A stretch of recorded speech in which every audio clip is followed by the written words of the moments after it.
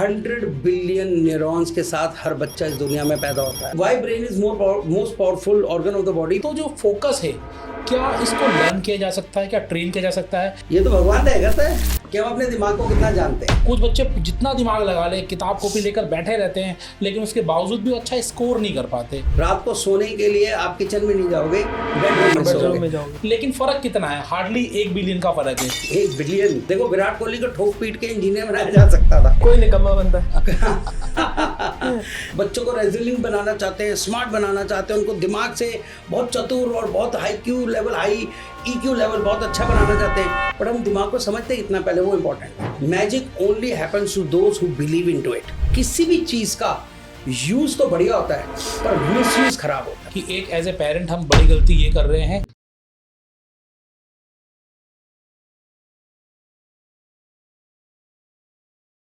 तो गुरुनंदन जी, आपका बहुत बहुत स्वागत है आशीष इन ध्रुवेश टॉक शो में। स्वागत है सर। थैंक यू जी। तो आज हम सब बात करने वाले हैं चिल्ड्रंस के ऊपर, है ना। तो आज हमारा जो युवा है ना, वो बहुत आगे बढ़ने की इच्छा रखता है, राइट। जितने भी किड्स हैं, जितने भी स्मॉल बच्चे हैं, बट उनका दिमाग हम ऐसे कैसे प्रिपेयर करें सो दैट वो सुपर किड्स बन पाए। So as a parent, as a brother, as a sister, we all have responsibility कि हम अपने बच्चों को ऐसा तैयार करें ताकि वो बड़ा होके बहुत अच्छी सक्सेस, बहुत अच्छी कामयाबी अचीव कर पाए। तो इस टॉपिक के ऊपर आज हम बात करने वाले हैं। बहुत बढ़िया। तो सर, मेरा पहला सवाल ये है कि हम कैसे अपने बच्चों को या चिल्ड्रन को आज के वर्ल्ड में, आज के युग में मेंटली रेजिलिएंट बनाए, कैसे स्ट्रांग बनाए। ओके, तो दिमाग से स्ट्रांग कैसे बनाए जी, है ना। तो पहला मेरा क्वेश्चन के आंसर के रूप में क्वेश्चन है कि हम अपने दिमाग को कितना जानते हैं। थोड़ा ठीक है, थोड़ा ना। तो मेरे अमूमन 2 क्वेश्चंस बहुत इंटरेस्टिंग होते हैं। पहला कि हमारा सबसे इम्पोर्टेंट ऑर्गन कौन सा, सारे ऑर्गन इंपॉर्टेंट है, पर सबसे इम्पोर्टेंट ऑर्गन कौन सा है।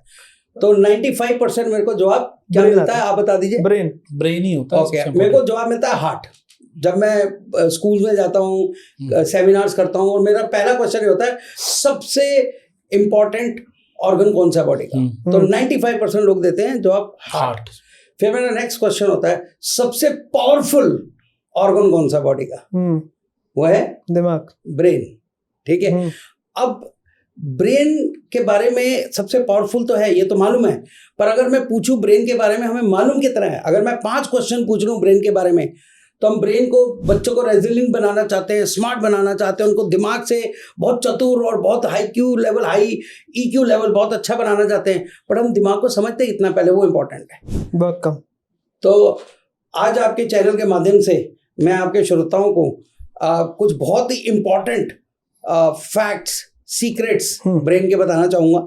ठीक है। तो ब्रेन बेसिकली, हमारा जो ब्रेन है दिखने में सिंगल नजर आ रहा है, बट एक्चुअली उसके भी 2 हेमिस्फीयर्स होते हैं। जैसे हमारी लेफ्ट आई, लेफ्ट ईयर, राइट ईयर है, इसी तरह से ब्रेन का भी लेफ्ट और राइट हेमिस्फीयर होते हैं। ठीक है। और दोनों का अलग अलग काम है। ठीक है। अब क्या काम है दोनों का, एनी आइडिया? वो तो आप ही बताओ। आप ही बताइए। तो लेफ्ट हेमिस्फीयर जो ब्रेन का है वो number, logic, reasoning, calculation, analysis के लिए यूज होता है, और जो राइट हेमिस्फीयर है इमेजिनेशन के लिए यूज होता है। राइट हेमिस्फीयर, बिल्कुल सही बोला ध्रुवेश भाई। आपका creativity, art, imagination, emotion, music, ये सब राइट हेमिस्फीयर ब्रेन का काम है। ये मेरी थ्योरी नहीं है। इस थ्योरी को देने के लिए, अब ये भी नहीं पता दुनिया को, इस थ्योरी को देने के लिए डॉक्टर रॉजर डब्ल्यू स्पेरी को 1981 में नोबेल प्राइज दिया गया था। इसको बोलते हैं स्प्लिट ब्रेन थ्योरी। अब इतनी इंपॉर्टेंट थ्योरी जिसके लिए एक साइंटिस्ट को नोबेल प्राइज दे दिया गया, हम में से कितने लोगों को मालूम थी? बहुत कम। सही बात है। तो हम चाहते तो हैं हमारा बच्चा टॉप क्लास हो जाए, हमारा बच्चा टॉप आ जाए, हमारा बच्चा ये कर जाए, वो कर जाए, और उसका ब्रेन बहुत ही स्मार्ट हो ब्रेन से, पर पहले ब्रेन को तो समझे। फाउंडेशन तो ब्रेन ही है। ठीक है। तो उसको समझना बहुत जरूरी। कैसे समझे? ओके, तो ब्रेन के बारे में पढ़ा जाए, उसके बारे में रिसर्च की जाए, और आसान तरीके से समझना है तो हमारे जैसे लोगों से मिला जाए, बात की जाए, आप जैसे पॉडकास्ट के माध्यम से लोगों को पता चलेगा। तो इन शॉर्ट अगर आप समझाएं ब्रेन की डेफिनेशन, या ब्रेन क्या है, कैसे काम करता है, तो कैसे समझाएं? तो देखिए, हमें यहाँ सबको न्यूरो सर्जन नहीं बनाना या न्यूरो साइंटिस्ट नहीं बनाना, पर हम लेमैन लैंग्वेज में अगर कुछ मोटी मोटी बातें समझ लें तो उससे क्या होगा कि एक जब अवेयरनेस क्रिएट होगी तो उस अवेयरनेस के लिए फिर ब्रेन के लिए कुछ किया जाना जरूरी है, ये भी अवेयरनेस क्रिएट होगी, पर पहले ब्रेन की अवेयरनेस क्रिएट हो। तो ब्रेन के अंदर हमारे क्या है, एनी आइडिया ब्रेन के अंदर क्या है? न्यूरॉन्स। ठीक है, तो पूरी बॉडी में ही है। हाँ, पूरी बॉडी में नर्व्स, आर्टरीज, वेन्स और उसका जाल है, पर जो ब्रेन के अंदर नर्व सेल्स हैं उनको न्यूरॉन्स बोला जाता है। ठीक है, अब जो न्यूरॉन्स हैं, अब हम हमारा ब्रेन का मेन फंक्शन क्या है? Why brain is most powerful organ of the body? Because it controls your thoughts, your actions, your senses, your internal organ and external organ. ठीक है, ये सब ब्रेन कंट्रोल करता है। तो अगर मेरे को ये हाथ राइट हैंड ऊपर उठाना है तो मेरे लेफ्ट ब्रेन से, क्योंकि लेफ्ट ब्रेन राइट बॉडी को कंट्रोल करता है और राइट ब्रेन लेफ्ट बॉडी को कंट्रोल करता है, तो अगर मेरे को राइट हैंड ऊपर उठाना है तो मेरे लेफ्ट ब्रेन से इंस्ट्रक्शन आएगा, हाथ ऊपर उठाओ तो मैं हाथ ऊपर उठाऊंगा, अदरवाइज मैं हाथ ऊपर नहीं उठा पाऊंगा। इसका छोटा सा एग्जाम्पल, अगर किसको पैरालिसिस हो जाता है, पैरालिटिक अटैक हो गया, उसका राइट बॉडी का पार्ट काम करना बंद कर देता है, उसका राइट हैंड, राइट लिम्स काम करने बंद कर देते हैं, राइट लेग काम करनी बंद हो गई। प्रॉब्लम राइट आर्म या राइट लेग में नहीं है, लेफ्ट ब्रेन में क्लॉट है। So you understanding? तो ब्रेन इतना पावरफुल है कि अगर मेरे को राइट हैंड भी उठाना है तो मेरे लेफ्ट ब्रेन को इंस्ट्रक्शन दे रहा है। ठीक है, और वो इंस्ट्रक्शन का जो मैसेजिंग होती है, जिसको हम मोबाइल से एक मोबाइल से दूसरे मोबाइल में मैसेज भेजते हैं, उसको सिनेप्सिस बोलते हैं। और वो जो सिनेप्सिस होता है वो एक न्यूरॉन का दूसरे न्यूरॉन से बात करना और इलेक्ट्रोकेमिकल सिग्नल, उसके अंदर इलेक्ट्रोकेमिकल सिग्नल भेजना, वो एक बड़ा इंटरेस्टिंग और बहुत एक कॉम्प्लेक्स, इसलिए बोला जाता है मोस्ट कॉम्प्लेक्स ऑर्गन भी ब्रेन है। ठीक है, तो वो जो चीज है वो कितनी फास्ट हो रही है। क्यों? छोटा सा एग्जांपल है, same class, same teacher, same किताबें, सेम इन्वायरमेंट, सब कुछ सेम है। एक बच्चा 98% मार्क्स ले रहा है, दूसरा 90 ले रहा है, तीसरा 80 ले रहा है, चौथा 70 ले रहा है। क्यों?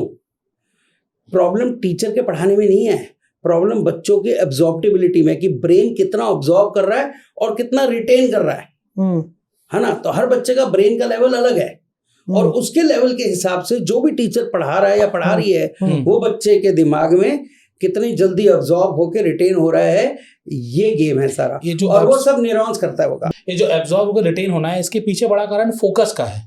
अगर आप फोकस होकर जितनी पढ़ाई करोगे या जो भी काम फोकस होकर करोगे, वो आपको जल्दी से एब्जॉर्ब हो जाएगी। तो जो फोकस है, क्या इसको लर्न किया जा सकता है, क्या ट्रेन किया जा सकता है, या ये फिर समथिंग है जो कि आपको गॉड गिफ्ट मिला है, आपको बर्थ के साथ ही आया है? कुछ बच्चे तो होते हैं बहुत अच्छा पढ़ाई कर रहे होते हैं, कुछ बच्चे जितना दिमाग लगा ले, किताब कॉपी लेकर बैठे रहते हैं, लेकिन उसके बावजूद भी वो अच्छा स्कोर नहीं कर पाते। तो ये फोकस कैसे गेन कर सकते हैं? हाँ, बहुत ही इंटरेस्टिंग टॉपिक है फोकस। इसके ऊपर ना मेरे को एक स्टोरी याद आती है, मैंने FM पे सुनी थी स्टोरी। तो सचिन तेंदुलकर जी, सब जानते हैं उनको इस दुनिया में। उनके फादर को, रमेश तेंदुलकर जी, उनको स्कूल बुलाया गया और सचिन जी की शिकायत लगी कि भाई साहब ये पढ़ते नहीं हैं, इनके नंबर नहीं आते हैं, ये ध्यान नहीं देते हैं, तो बहुत कुछ बोला गया। तो उनके फादर स्माइल करते रहे, और क्योंकि उन्होंने तो बचपन में ठान लिया था, 8 साल की उम्र से तो उनकी ट्रेनिंग स्टार्ट हो गई थी क्रिकेट की। तो उनका करियर, उनका सचिन जी का जो करियर पाथ था, उनके फादर के दिमाग में बहुत क्लियर था। ठीक है, तो एकेडमिक्स में अगर वो 100 परफॉर्म भी कर रहे थे, he was okay with that. तो जब प्रिंसिपल ने शिकायत लगाई तो वो सुनते रहे, पर जहाँ एक पॉइंट पे आके प्रिंसिपल ने बोल दिया he is not focused at all, तो वहाँ उन्होंने टोक दिया प्रिंसिपल को। उन्होंने बोला sorry, I don't agree with this point. मैं आप पे बाकी सारे पॉइंट से एग्री करता हूँ। जो बच्चा सुबह 8 बजे पैड लगा के नेट पे आता है और रात को 8 बजे तक कोई बॉलर से आउट नहीं कर पाता, और आप बोलते हो फोकस की कमी है, फोकस की कमी तो नहीं है। फोकस से ज्यादा आशीष जी इंटरेस्ट की बात है। अच्छा, कि आपका इंटरेस्ट कहाँ पर है। ठीक है, और उस इंटरेस्ट को जानना, पहचानना और उस पर काम करना, ये बहुत बड़ी बात है। ये बहुत सारे पेरेंट्स मिस कर जाते हैं। राइट, देखिए जो आपने बात बोली ना, अगर उसको मैं टेक्निकल, और या टेक्निकल तो नहीं बोलेंगे, अगर उसको मैं न्यूरो साइंस की दुनिया में बात करूं, तो जो सिनेप्सिस हैं और जो न्यूरॉन्स की वर्किंग है, वो जितनी तेज होगी उतने ज्यादा आपका, जिस भी एरिया में आप इंटरेस्टेड हो, वहां उसका आपका परफॉर्मेंस उतना अच्छा होगा, आपके रिफ्लेक्सेस अच्छे होंगे, आपका ध्यान अच्छा होगा, आपके सारी चीजें अच्छी होंगी। ऑब्वियसली उसमें एक इंटरेस्ट बहुत बड़ा रोल प्ले करता है। तो इंटरेस्ट गेन हमें कैसे पता चलेगा हमारा इंटरेस्ट किस चीज में है, और हम क्या काम करें, पता चले कि सब तो सचिन तेंदुलकर के पिताजी नहीं होते हैं, क्रिकेट तो हर बच्चा खेलना चाहता है। और हम क्या करते हैं, एज ए फादर में अगर मैं बात करूं तो मेरा बच्चा क्रिकेट खेलना चाहता है, मैं बोलता हूँ नहीं तू नहीं खेल पाएगा, तू पढ़ने में दिमाग लगा। सही। और इसमें एक तो इंटरेस्ट को गेन कैसे करें, दूसरा एज ए फादर हम कैसे पता करें कि जो इंटरेस्ट मेरे बच्चे का है वो उसका करियर बन सकता है कि नहीं बन सकता। बहुत बढ़िया। इसमें एक चीज और ऐड करूंगा, क्या इंटरेस्ट डेवलप किया जा सकता है या ऑलरेडी उस चीज का बन चुका होता है? पैदाइशी मेरा इंटरेस्ट किसी चीज में, क्या हम उसी पे फोकस करें, और interest can be developed? Very good, both are very intelligent questions हैं, बहुत दोनों का दिमाग बहुत अच्छा है। ओके, तो बेसिकली मैं आपको बताता हूँ, बहुत ही इंपॉर्टेंट क्वेश्चन है ये। देखिए, हर बच्चा डॉक्टर, इंजीनियर, चार्टर्ड अकाउंटेंट नहीं बन सकता, ठीक है, पर हर बच्चा कुछ ना कुछ एक्स्ट्राऑर्डिनरी बन सकता है। अब ये एक्स्ट्राऑर्डिनरी क्या है, कैसे पता चले?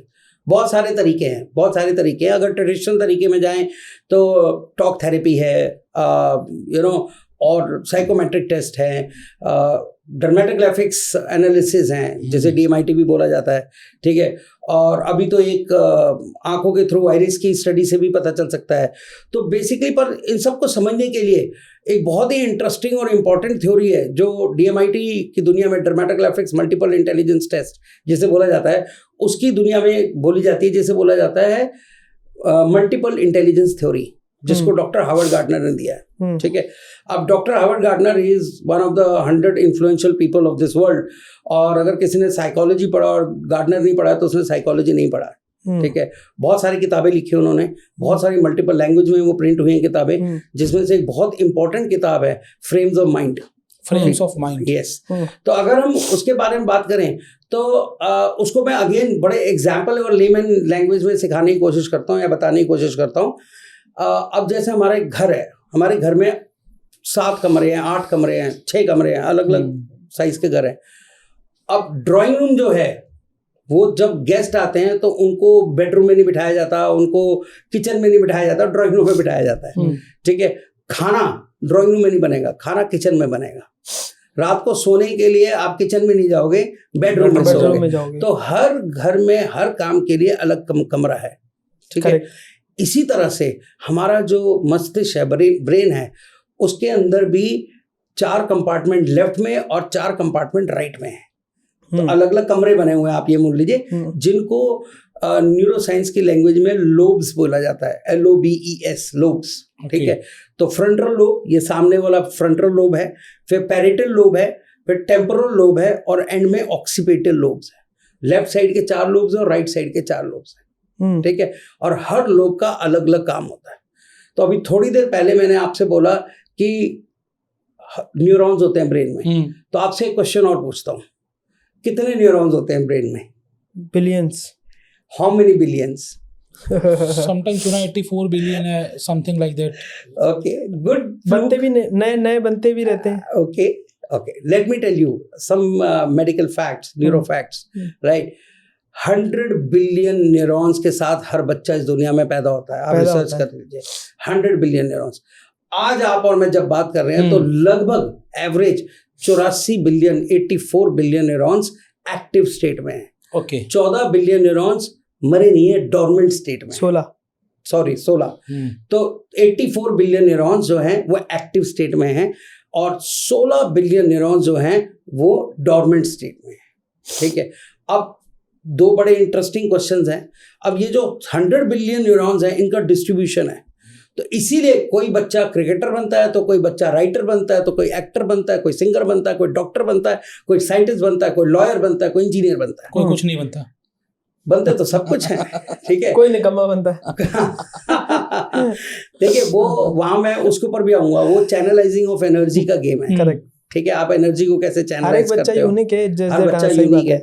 तो बहुत सारे लोगों की क्वालिटी सामने नहीं आती और वो क्वालिटी वेस्ट हो जाता है, उनका जीवन वेस्ट हो जाता है, जिसको हम निकम्मा बोल रहे हैं। क्वालिटी तो उसमें भी थी, पर उसको ना पहचाना गया, ना उसको चैनलाइज किया गया, ना उसको नर्चर किया गया, अदरवाइज वो जीवन वेस्ट नहीं होता, ठीक है। तो उसके ऊपर थोड़ी देर में टच करेंगे, ठीक है।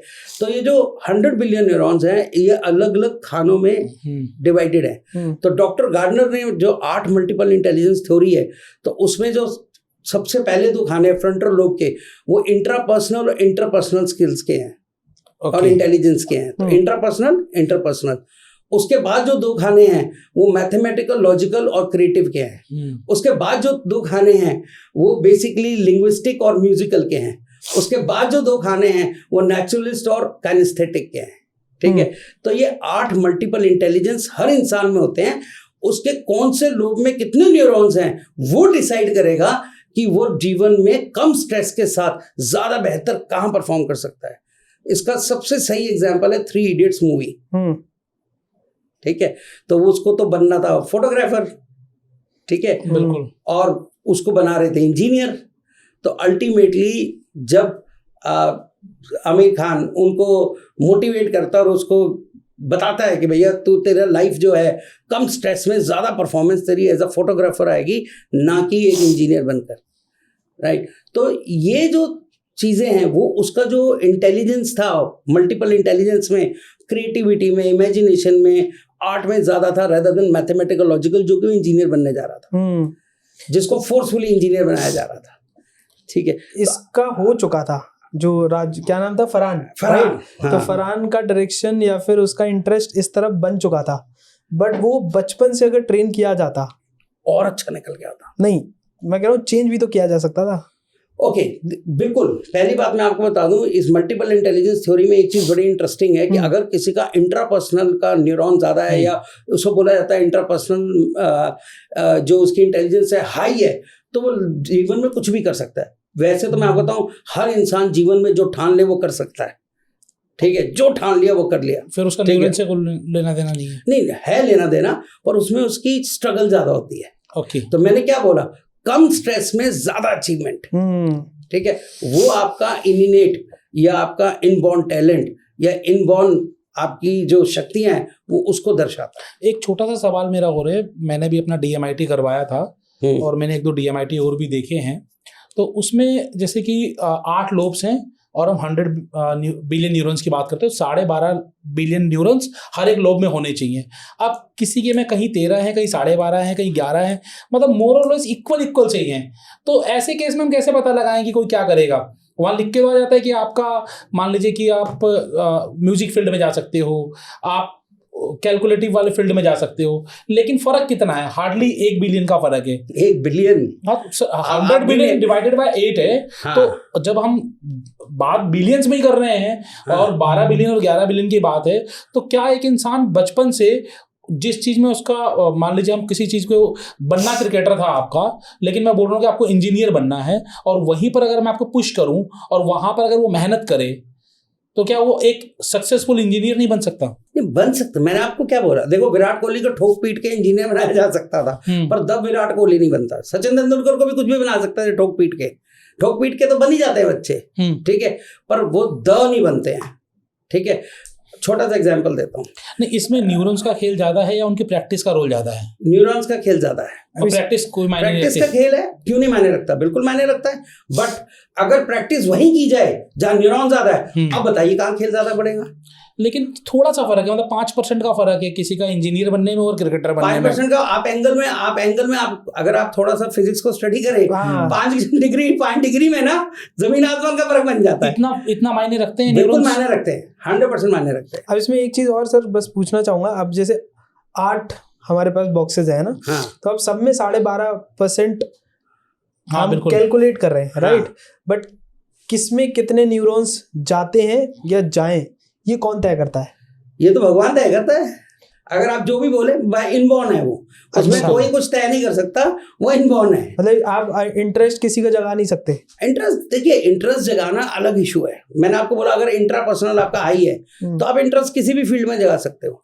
ठीक है, बट अगर सपोज करो इंट्रापर्सनल हाई है और साथ में म्यूजिक हाई है, तो म्यूजिक में इंटरेस्ट जगाओ ना, उसको इंजीनियरिंग में इंटरेस्ट जगाओगे, जाग तो जाएगा पर बहुत धक्का स्टार्ट बनेगी गाड़ी।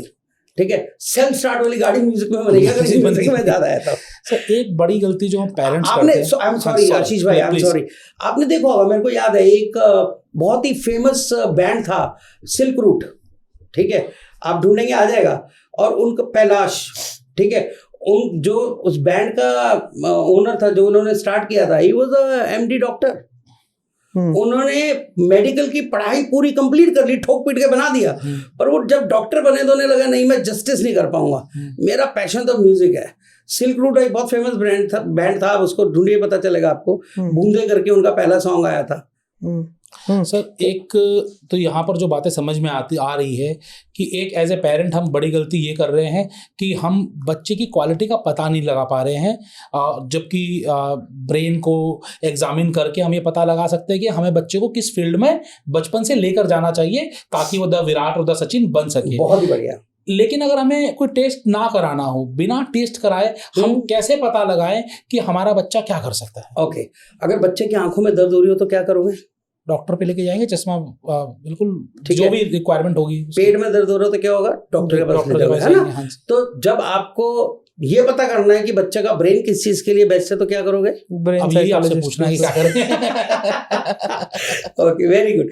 तो जिसमें आपका विश्वास है, बिकॉज ये चीज तय है, magic only happens to those who believe into it.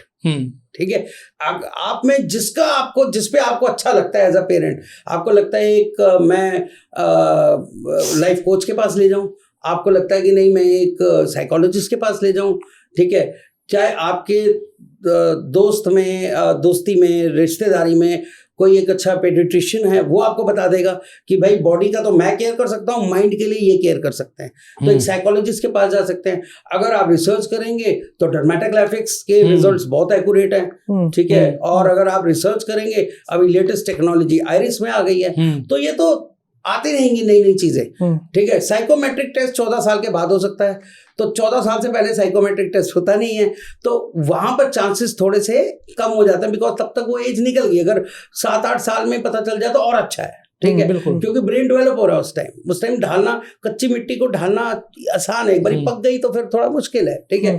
और साथ में नहीं तो टॉक थेरेपी है, वो बात करेंगे, बच्चे का इंटरेस्ट देखेंगे, उसकी बॉडी लैंग्वेज देखेंगे, देखो हर फील्ड का माहिर है, एक्सपर्ट, सभी फील्ड के एक्सपर्ट बैठे हैं मार्केट में, ठीक है। आप जाइए, आप बच्चे की बॉडी पे इतना खर्च करते हैं, कपड़ों पे इतना खर्च करते हैं, घुमाने में इतना खर्च करते हैं, बच्चों को खिलाने पिलाने में इतना खर्च करते हैं, थोड़ा उसका दिमाग को समझने के लिए खर्च कीजिए। सबसे important invest time and money both.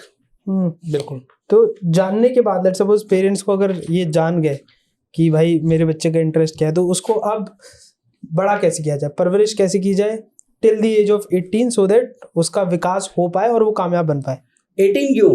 मैं आज भी अपनी माँ के लिए बच्चा ही हूँ ना, तो माँ बाप तो हमेशा अच्छा ही चाहेंगे बच्चों के लिए, बिकॉज ये बड़ा फेमस कहावत है कि सिर्फ एक बाप ही है जो अपने बच्चे को अपने से आगे जाना देखना चाहता है। सही बात है, ठीक है, बाकी और कोई नहीं देखना चाहेगा। खैर भाई भी है, बाप भी है, बट कहीं ना कहीं बचपन से पेरेंट्स ही भाइयों के बीच में कंपटीशन लड़ा के रखते हैं। देखो उसके मार्क अच्छे आए, तेरे नहीं आए, देख वो वहां अच्छा कर रहा है, तू नहीं कर रहा, तो कहीं ना कभी कुछ फैमिली में भावना आ भी जाती है। बट फादर इकलौता एक ऐसा इंसान है जो अपने बच्चे को अपने से ज्यादा बेटर परफॉर्म करना देखना चाहता है लाइफ में, ठीक है।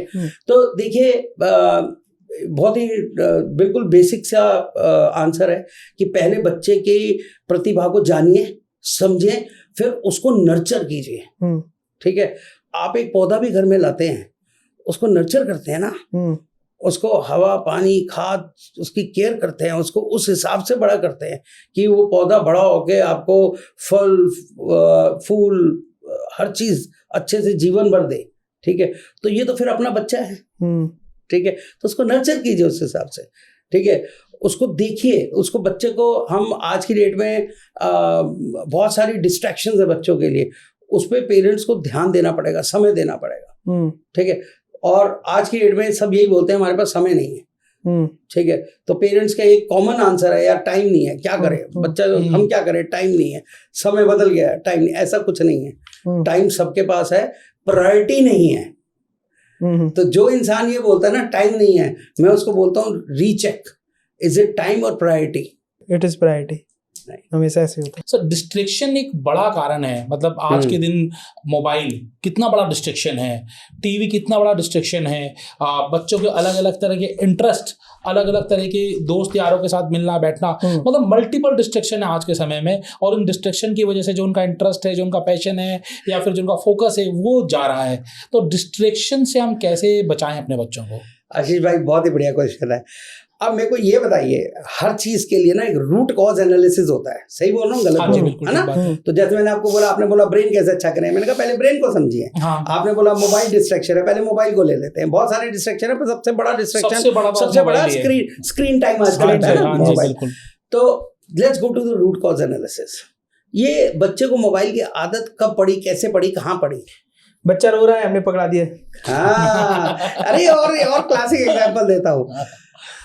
बच्चे को खाना खिलाना है माँ ने, हाँ, ठीक है, तो अभी खाना खिलाना है तो क्या किया, शिनचैन लगा दिया, कार्टून नेटवर्क लगा दिया, फोन पे यूट्यूब लगा दिया, कार्टून नेटवर्क लगा दिया, और बच्चे की उम्र क्या है, 2 6 साल। महीने। अरे 6 महीने, 2 साल तो बहुत दूर की बात है। 6 महीने, 8 महीने, 1 साल, और बच्चा टन टन टन कार्टून देख रहा है और माता जी मुंह में खाना डाल रही हैं, ऐसे हो रहा है। आपके बचपन में कौन सा मोबाइल था? मेरे बचपन में कौन सा मोबाइल था? डंडा नहीं था भाई, कहानियां सुनाई जाती थी।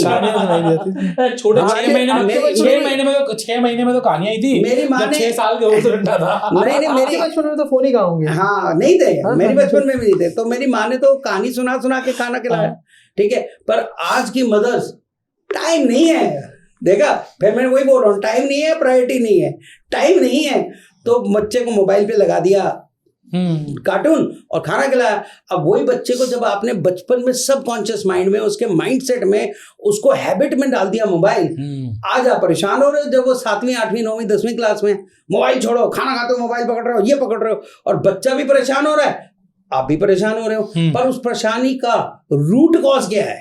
प्रोग्रामिंग आप ही ने करी है, उसको मोबाइल की आदत डलवाई है, पहली बात, ठीक है।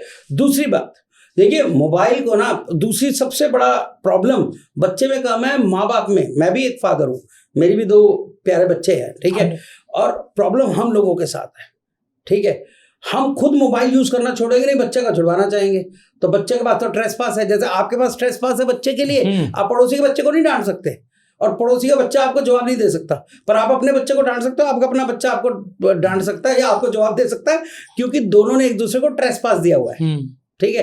तो आप बच्चे को क्या कर रहे हो, मोबाइल यूज करते रहते हो, तो सीधा बोलेगा आप भी तो करते हो, ठीक है, पहली बात। तो वो गलत नहीं बोल रहा बच्चा, हम भी तो करते हैं, उसके सामने दबा के करते हैं, बिल्कुल ठीक है। उसकी तरफ ध्यान नहीं दे रहे, वो हमारी तरफ ध्यान खींचना चाह रहा है और हम ध्यान नहीं दे रहे हैं, हम अपने मोबाइल पे लगे हुए। बच्चा कह रहा है ठीक है तुम भी लगो, मैं भी लगाऊं, पहली बात। दूसरी बात, देखो मोबाइल इज टेक्नोलॉजी, इसको एक्सेप्ट तो करना पड़ेगा। इसको आप ये सोचो कि लाइफ में ये टेक्नोलॉजी हट जाए तो आप को भी पता है इम्पॉसिबल है, एक्सेप्ट तो करना पड़ेगा। अगर आप 500 करोड़ आपके पास हैं और रह रहे हो आप गांव में, नहीं वो अलग बात है, वो जोगो के मालिक हैं, हाँ। है ना, अब नाना पाटेकर हैं, ठीक है। पर आपको एक रीजन ये बता दूं कि आपको एक्सेप्ट करना पड़ेगा, किसी भी चीज का यूज तो बढ़िया होता है पर मिस यूज खराब होता है। बिना बात के दवाई खा लो, वही दवाई आपको ठीक करेगी, बिना बात के दवाई खाते रहो, वही दवाई आपको बीमार कर देगी। बिल्कुल ठीक बात है, ठीक है। तो किसी भी चीज को यूज करना आना चाहिए, मिस यूज नहीं करना आना चाहिए, खुद के लिए भी। और जब आप खुद भी इंप्लीमेंट करोगे, अपने बच्चों को सिखाओगे, you will lead by example, they will also learn. Very true, ठीक है। तो अल्टीमेटली देखिए, मैं तो मेरा तो फंडे बहुत क्लियर है इस मामले में। आपके सपोज कीजिए एक पेंटिंग लगी हुई है घर में, पेंटिंग बहुत खूबसूरत है, बहुत बढ़िया कलर, बढ़िया पेंटिंग बनी हुई है। तो जब वो पेंटिंग नहीं बनी थी और दुकान से वो कैनवस लाया गया था, वो कैनवस कैसा था? सफेद, एकदम प्लेन, खाली। उस पे कौन सा पेंट लगना है, कौन सा कलर लगना है, उसका डिजाइन क्या बनना है, ये सब किसने तय किया? हमने, पेंटर ने तय किया। और उसके बाद ये डिसीजन होता है पेंटिंग बहुत अच्छी है या नहीं, मजा नहीं आया, है ना। इसी तरह से जब हमारे जीवन में ये बच्चे आते हैं एज अ पेरेंट, हम जब पेरेंट बनते हैं तो ये बच्चे तो एकदम प्लेन कैनवस है, बिल्कुल ठीक है।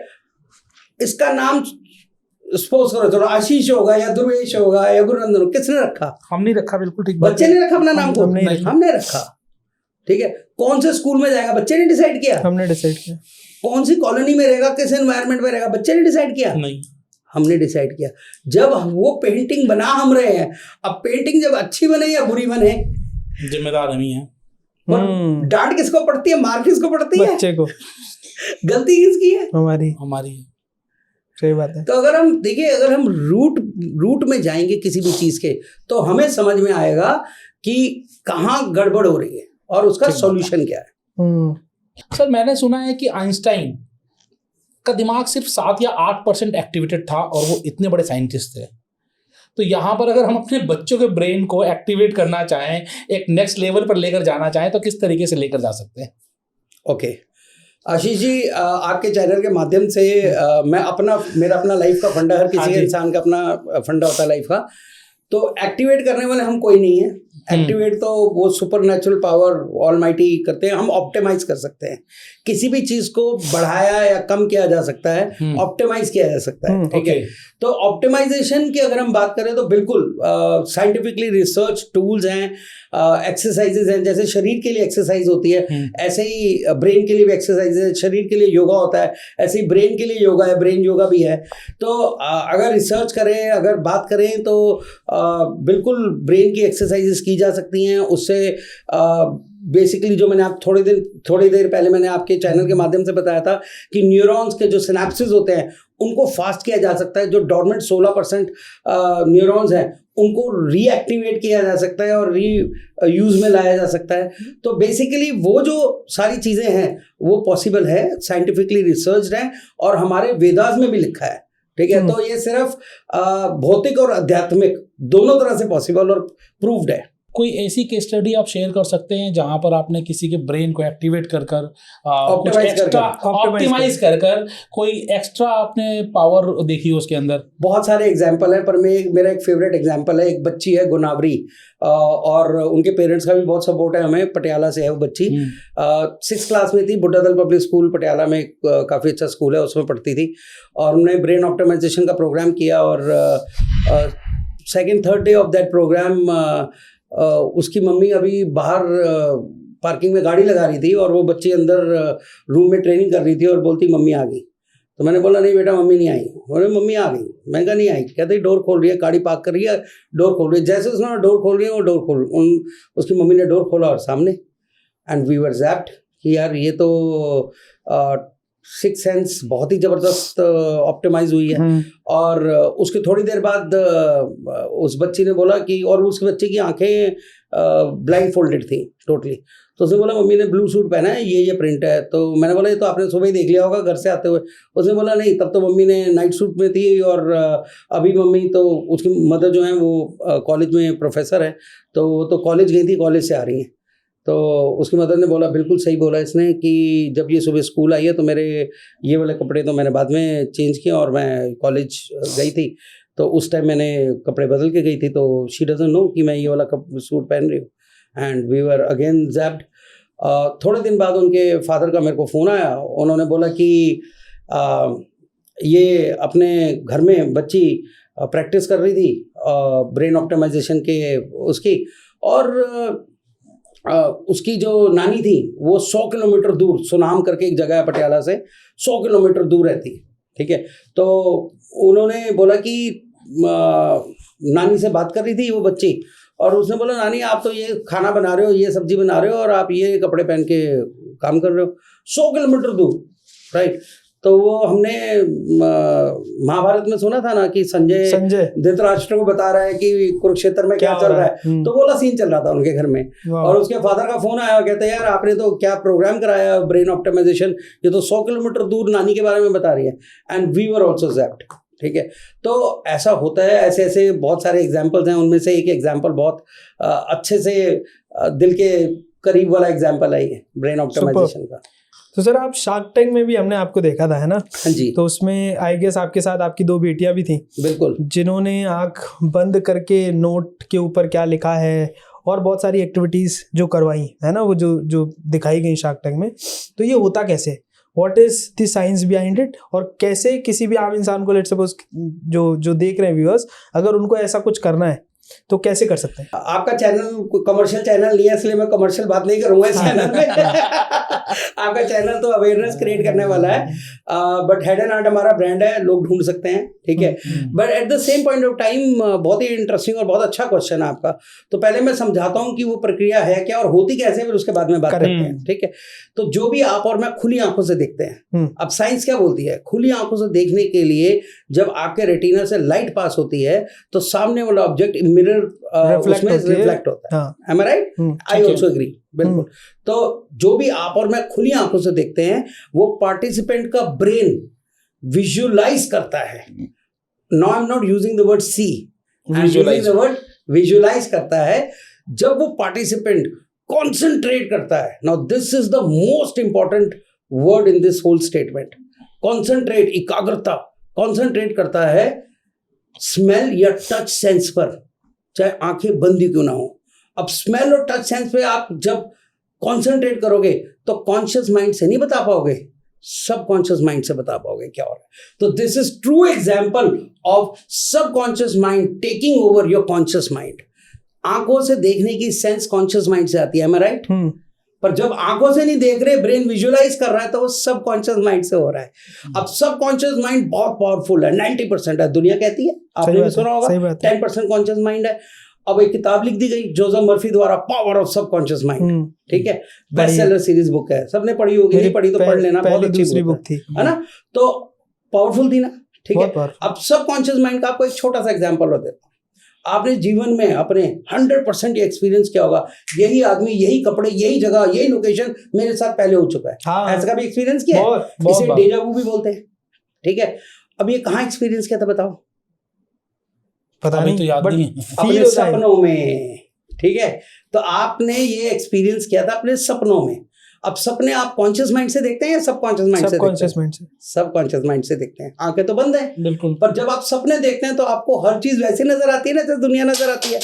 तो किसने बोला कि बंद आंखों से नहीं देख सकते? देख सकते हैं ना, सबकॉन्शियस माइंड से देख सकते हैं। तो सबकॉन्शियस माइंड इतना पावरफुल है कि आपको आपका फ्यूचर दिखा सकता है।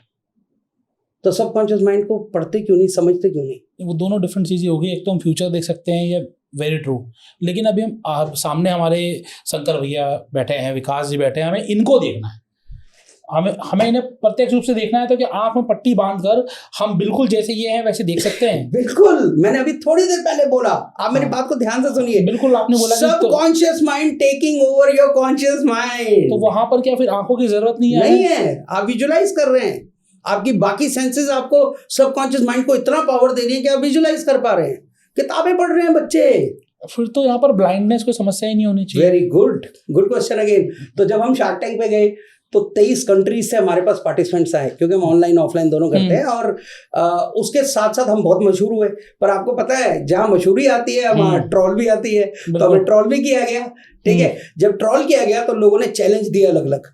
तो पहला चैलेंज मेरे पास आया कि आप आई सर्जन जो पैच यूज करता है, कॉटन मत लगाइए, पट्टी मत लगाइए, वो पैच लगा के करके दिखाइए। तो मैंने कहा ले लो भाई, मुझे क्या दिक्कत है। तो मैंने अपने बच्चों को बुलाया, मैंने उनके आई सर्जन वाला पैच लगाया, 3M का पैच आता है, केमिस्ट से खरीद के लाया, लगाया, स्मेल किया, बच्चों ने बता दिया, क्योंकि हमें तो पता है क्या है, ठीक है।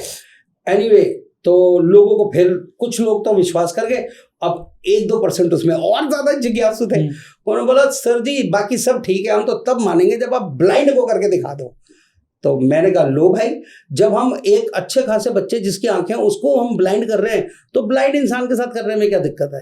तो भगवान की अपार कृपा रही, आज से 1.5-2 साल पहले हमने 5-6 ब्लाइंड लोगों को लिया, हमारे यूट्यूब चैनल पे उनकी वीडियोस भी हैं, 6 ब्लाइंड लोगों को लिया और 100% ब्लाइंड जिनके कार्ड इशूड है गवर्नमेंट से, 100% ब्लाइंड जिनकी किसी के एसिड अटैक में आंख चली गई, किसी के ऑर्गन फेलियर हो गया, सारे ऑर्गन रिवाइव हो गए, लेट ब्लाइंड ऑब्वियसली, पहले कलर देखा होगा तभी तो बताएंगे, ठीक है। और पर 100% ब्लाइंड, ऐसे 6 लोगों को लिया, 3 दिन की ट्रेनिंग की। तीसरे दिन हमारे यूट्यूब के चैनल पे अवेलेबल है, तीसरे दिन blue colour, yellow colour, Taj Mahal सब बता रहे थे। अच्छा, एक तो कलर हो गया, दूसरा क्या कोई एक्टिविटी भी देख पाते हैं, कोई सामने से पास हो रहा है, कोई आपकी तरफ आ रहा है। आशीष भाई, ये सारा गेम कंसंट्रेशन का है। जितना एकाग्रता आएगी, जितना कॉन्सेंट्रेट करोगे, उतना ज्यादा बेटर बता पाओगे। मैंने वो जो बच्ची का एग्जांपल दिया गुनावरी का, 100 किलोमीटर दूर बता रही थी, आप एक्टिविटी की बात कर रहे हो। वो तो जितना ज्यादा कॉन्सेंट्रेट कर पाओगे उतना ज्यादा बता पाओगे। इधर एक बहुत अच्छे इंटरेस्टिंग एग्जांपल है, जब हम बच्चे थे, आप बच्चे थे, हमें हमारे माँ बाप और टीचर बोलते थे कॉन्सेंट्रेट करो, फोकस करो, कॉन्सेंट्रेट करो। आज हम अपने बच्चों को बोलते हैं, आप बोलते हो कि नहीं बोलते हो, कॉन्सेंट्रेट करो, फोकस करो। भगवान का शुक्र है बच्चे ने पलट के पूछ लिया कैसे करूं, कैसे करें कैसे करें, है ना। तो बेसिकली अगर हम पहले अपने ब्रेन को समझें, फिर ब्रेन से रिलेटेड योगा, जैसे मैंने बताया शरीर के लिए योगा है, ब्रेन योगा है, उसको समझें। और ब्रेन को अगर हम एम्पावर करें, ठीक है, ब्रेन को अगर हम ऑप्टिमाइज करें, सब कुछ पॉसिबल है। सर आपने बहुत ही बेहतरीन बताया कि ब्रेन योगा करके हम ये सारी चीजें कर सकते हैं। तो ब्रेन योगा में क्या एक्टिविटीज होती हैं?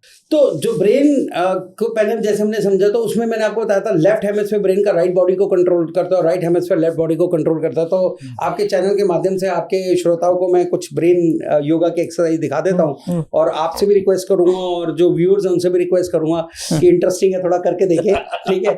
और जैसे कि मेरा लेफ्ट ब्रेन मेरे राइट हैंड को इंस्ट्रक्शन देगा और राइट ब्रेन लेफ्ट हैंड को इंस्ट्रक्शन देगा, तो हम दोनों हाथों को अपने सामने ऐसे रखेंगे और मेरा जो लेफ्ट ब्रेन है वो मेरी राइट पिंकी फिंगर, छोटी फिंगर जिसे बोलते हैं, उसको बाहर निकलने के लिए बोल रहा है, और राइट ब्रेन लेफ्ट थंब को बाहर निकलने के लिए बोल रहा है, ठीक है। अब दोनों को हम इंटरचेंज करेंगे, तो मेरा लेफ्ट जो थंब है वो बंद होगा और पिंकी फिंगर खुलेगी, और मेरी राइट पिंकी फिंगर बंद होगी और थंब खुलेगा ऐसे। तो आप भी ट्राई कीजिए। तो हाथ नहीं हिलाने, हाथ स्टेबल रहेंगे, सिर्फ उंगलियां हिलेंगी, अंगूठा बंद होगा, पिंकी फिंगर खुलेगी, पिंकी फिंगर बंद होगी, अंगूठा खुलेगा। दोनों अंगूठे खोले आशीष जी, दोनों पिंकी फिंगर खोली ध्रुवेश भाई, ऑडियंस में भी दोनों अंगूठे, दोनों पिंकी फिंगर्स खुल रही हैं। तो अभी एक ही खोलनी है, एक बंद करनी है।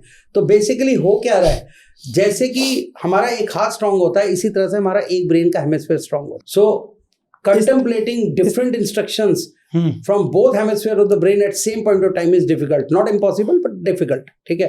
तो अंडर गाइडेंस आप इसको सीख सकते हैं और कर सकते हैं। इससे होगा क्या, लेफ्ट और राइट ब्रेन हेमिस्फीयर का कोऑर्डिनेशन आपस में बेटर होगा, और न्यूरॉन्स का जो सिनेप्सिस का स्पीड था मैंने आपको बताया था, इम्प्रूव होगा, और आपका IQ, EQ, CQ, AQ सब इम्प्रूव होगा। अब IQ, EQ सबने सुना है, CQ, AQ क्या होता है?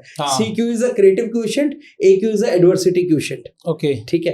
तो छोटा सा एक एक्सरसाइज और दिखाता हूँ, ठीक है, 30 से ज्यादा है, 2-3 आपके चैनल के माध्यम से एक्सरसाइज है। हाँ जी। तो एक और दिखाते हैं आपको। तो मेरा लेफ्ट ब्रेन कह रहा है फॉरवर्ड, हाथ आगे, मेरा राइट हैंड आगे, और मेरा राइट ब्रेन कह रहा है दूसरा हाथ पीछे। तो दोनों अपोजिट डायरेक्शन में साइमल्टेनियसली चलेंगे, एक आगे एक पीछे, एक आगे एक पीछे, साइमल्टेनियस। या तो दोनों आगे जा रहे हैं, दोनों पीछे जा रहे हैं। ये घोड़ा चला रहे हो आप ध्रुवेश भाई, चलाने होने हो जल्दी, शादी होने वाली है आपकी। तो बेसिकली ये क्या हो रहा है, तो अगेन दोनों ब्रेन अलग अलग, सिंपल इंस्ट्रक्शन था, बोलोगे प्रैक्टिस करूंगा, कोशिश करूंगा, सब सही है, प्रैक्टिस कोशिश, पर ये तो सिंपल इंस्ट्रक्शन है ना, कि एक हाथ आगे करो एक पीछे करो, इसमें कोई साइंस थोड़ा है, सिंपल इंस्ट्रक्शन है। पर ये भी दिक्कत हो रहा है, क्यों? अगेन फंडा वही है, लेफ्ट और राइट हेमिस्फीयर ब्रेन में से एक डोमिनेंट है, तो दोनों को ऑप्टिमाइज करना है, दोनों को एक साथ चलाना है, तो ऑब्वियसली परफॉर्मेंस बेटर हो जाएगी लाइफ में। बिकॉज हमारी परफॉर्मेंस, हमारी एफिशिएंसी, हमारी प्रोडक्टिविटी हमारे ब्रेन से रिलेटेड है। तो शरीर के लिए तो हम बहुत कुछ करते हैं, डाइट खाते हैं, जिम जाते हैं, एक्सरसाइज करते हैं, योगा करते हैं, पर ब्रेन के लिए कुछ नहीं करते। ब्रेन को अगर डेवलप करना चाहता है तो कैसे रीच आउट किया जा सकता है? हेड एंड हार्ट हमारा ब्रांड है, जिसको आपने शार्क टैंक पे भी देखा है, and we are blessed to be awarded by honourable president of India Shri Ramnath Kovind ji. तो 2017 में उनसे नेशनल अवार्ड मिला था इस काम के लिए, और भगवान की अपार कृपा है, 23 कंट्रीज से हम 9,000 से ज़्यादा लोगों को अभी तक सिखा चुके हैं, और 3 लाख के आसपास बच्चों को मैं सेमिनार दे चुका हूँ डिफरेंट स्कूल्स में। सर ये राइट ब्रेन और लेफ्ट ब्रेन की आपने एक्सरसाइज बताई, ब्रेन योगा बताए, इसको करने से बेनिफिट क्या होगा? ये दोनों ब्रेन अगर अलाइन हो जाएंगे तो इससे बेनिफिट क्या होगा? ओके, तो एग्जाम्पल, आपको एग्जाम्पल के तरीके से समझाते हैं। अभी अगर आप राइट हैंडेड पर्सन है, सही कह रहा हूँ मैं, और कल सुबह आपको एग्जाम देना हो लेफ्ट हैंड से, और बोला जाए कल सुबह लेफ्ट हैंड से एग्जाम दो, तो क्या बोलोगे आप? मना करो, बहुत टफ है, ठीक है। अगर दोनों हाथों को सेम एफिशिएंसी के साथ लिखना सिखा दिया जाए तो क्या बोलोगे? Always yes. फिर तो कर लेंगे। 3 घंटे का एग्जाम जिसमें 1.5 घंटे बाद हाथ थक जाता था, तो दूसरा हाथ यूज कर लोगे, ठीक है, और ना कि सिर्फ हाथ यूज कर पाओगे, दोनों ब्रेन के हेमिस्फीयर्स को भी साइमल्टेनियसली यूज कर पाओगे। फिर दोबारा रेफरेंस दूंगा 3 इडियट मूवी का, वायरस प्रिंसिपल, दोनों हाथों से 2 अलग अलग इक्वेशन सॉल्व कर रहा था। तो उस मूवी में क्या दिखाने की कोशिश की गई थी कि वो इतना सुपर इंटेलिजेंट था कि उसके दोनों ब्रेन एक साथ चल रहे थे। थोड़ी देर पहले आपने आइंस्टाइन की भी बात की मेरे से, ठीक है। सो सर एल्बर्ट आइंस्टाइन, दोनों उनका ब्रेन का जो पावर है 7% 8% जो लोग बोलते हैं, ठीक है। तो बेसिकली आप ये एक्सरसाइजेस करने से अपनी ब्रेन की पावर को बढ़ा पाएंगे और अपनी प्रोडक्टिविटी, एफिशिएंसी और परफॉर्मेंस, आप कुछ भी कर रहे हैं किसी भी एज में, ये एक्सरसाइजेस करके आप बेटर कर पाएंगे। तो बेसिकली जो सवाल था बच्चों का फोकस कैसे करें, तो जवाब उसका यही है, एक्सरसाइजेस कैसे करें, बड़े अपना फोकस कैसे करें, एक्सरसाइजेस करो, राइट, एक्सरसाइज करो। तो सर अब मैं बहुत क्विक समराइज करना चाहूँगा, पूछना चाहूँगा 3 ऐसी हैबिट्स फॉर पेरेंट्स जो आज से वो इम्प्रूव करना चाहें अपने बच्चों की ब्रेन को, तो ऐसी कौन सी 3 हैबिट है जो वो डेवलप कर सकते हैं? पहले तो ब्रेन को समझे और बच्चे का कौन से खाने में कितने न्यूरॉन्स हैं उसको समझे, ठीक है। उसकी इनिनेट यानी इनबॉर्न पोटेंशियल को समझे और उसको नर्चर करें, पहली हैबिट। दूसरी हैबिट, बच्चों को गैजेट से हटाने के लिए पहले खुद बच्चों के सामने गैजेट कम यूज करना शुरू करें, ठीक है, क्योंकि एक बहुत बड़ा डिस्ट्रैक्शन है और बहुत बड़ा एक कारण है बच्चों की परफॉर्मेंस में हिंड्रेंस का। तीसरा बहुत ही इंपॉर्टेंट है और बोला जाता है the path to brain goes from your guts. Diet का, खाने का बहुत बड़ा रोल है, ठीक है। हाई प्रोटीन डाइट, ठीक है, डाइजेस्ट जो आसानी से हो जाए, ठीक है। जो लोग नॉनवेज प्रेफर करते हैं तो फिश और egg is a better option than mutton और चिकन, राइट। कभी कभी खाना हो, ठीक है, ठीक है। जंक फूड से बचें, बहुत सारे आर्टिकल आप ढूंढेंगे मिल जाएंगे, जंक फूड से ब्रेन को बहुत हानि होती है।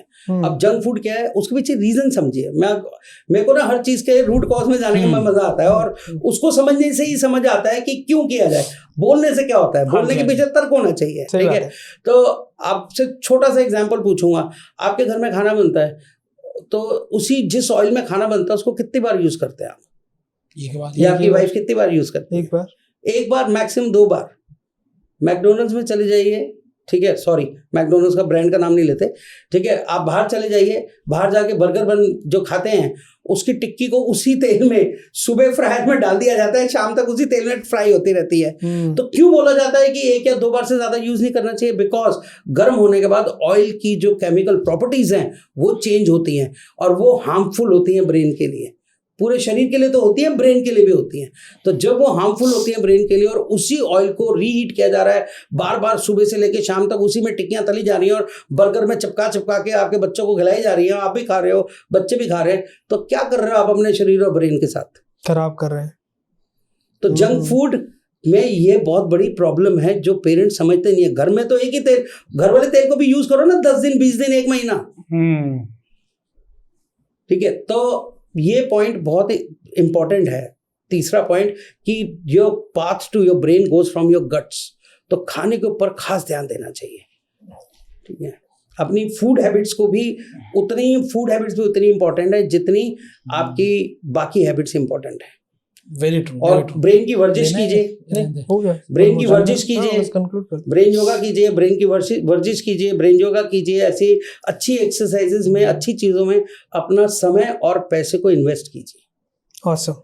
सर ये समझ में आया है कि आपके शरीर में जितने भी पार्ट्स हैं सारे इंपॉर्टेंट है, लेकिन ब्रेन सबसे ज़्यादा इंपॉर्टेंट है। अगर आप ब्रेन पे काम करोगे तो यकीनन आप अपना और अपने बच्चों का फ्यूचर सिक्योर करोगे। आज आपसे बात करके बड़ा मज़ा आया। मुझे ऐसा लग रहा है कि बहुत सारी ऐसी बातें हैं जो रह गई हैं, हमें और बहुत इन डेप्थ में जाना पड़ेगा ब्रेन के लिए। ब्रेन कोई ऐसा टॉपिक नहीं है कि एक बार में और आधे घंटे पौने घंटे में समझ लिया जाए। बहुत सारी बातें करेंगे। आज आप लोगों को क्या लग रहा है कि ऐसे कौन से सवाल हैं जो हम गुरुनंदन जी से ले सकते हैं? फिर कभी इनके साथ बैठेंगे पॉडकास्ट पर, तब आपके सवाल लेंगे, तो कमेंट्स बॉक्स में कमेंट कर दीजिए। आज आपने समय दिया, बहुत खुल के चर्चा की कि हम किस तरीके से अपनी ब्रेन की एफिशिएंसी को बढ़ा सकते हैं। इसके लिए आपका बहुत बहुत धन्यवाद। बहुत बहुत धन्यवाद सर, आपका बहुत मजा आया आपसे बात करके। Thank you sir. Thank you. आप सभी लोगों का भी धन्यवाद। देखते रहिए the Ashish and Dhruvesh talk show. और अगर आज का ये पॉडकास्ट अच्छा लगा हो तो अपने दोस्तों को शेयर करिए, लाइक और सब्सक्राइब करिए। जय हिंद, जय भारत।